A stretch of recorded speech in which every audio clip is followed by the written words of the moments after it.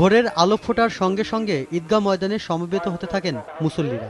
শুক্রবার সকাল 7টায় খুলে দেয়া হয় জাতীয় ঈদগাহ মাঠের সব গেট।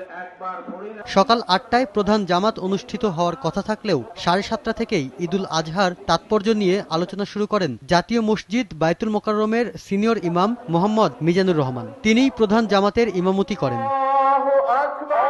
অন্যবারের মতো এবারও প্রধান জামাতে অংশ নেন রাষ্ট্রপতি মোহাম্মদ আব্দুল হামিদ, মন্ত্রিসভার সদস্য, দক্ষিণ সিটি কর্পোরেশনের মেয়র, রাজনৈতিক দলের নেতাসহ বিভিন্ন শ্রেণী পেশার মানুষ।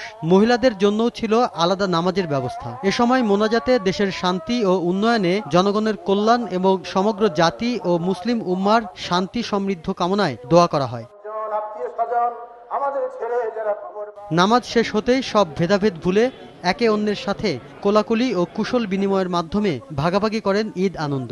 সেই সাথে সবার প্রত্যাশা থাকে ঈদ যেন বয়ে আনে সবার জীবনে আনন্দের ছোঁয়া। ভাইয়ের সঙ্গে আসছি, বাবার সঙ্গে আসছি, নামাজ পড়া হয়ে গেছে। কুরবানি করার মাধ্যমে আমরা আমাদের মুসলিম জাতি, আমাদের মুসলমানরা মনের যে পশু, মনের যে দুশ্চিন্তা, কুটিলতা, সেটাকে আমরা ধ্বংস করতে চাই। নামাজ শেষে আল্লাহর সন্তুষ্টির আশায় পশু কোরবানি করা ঈদুল আজহার মূল আনুষ্ঠানিকতার একটি।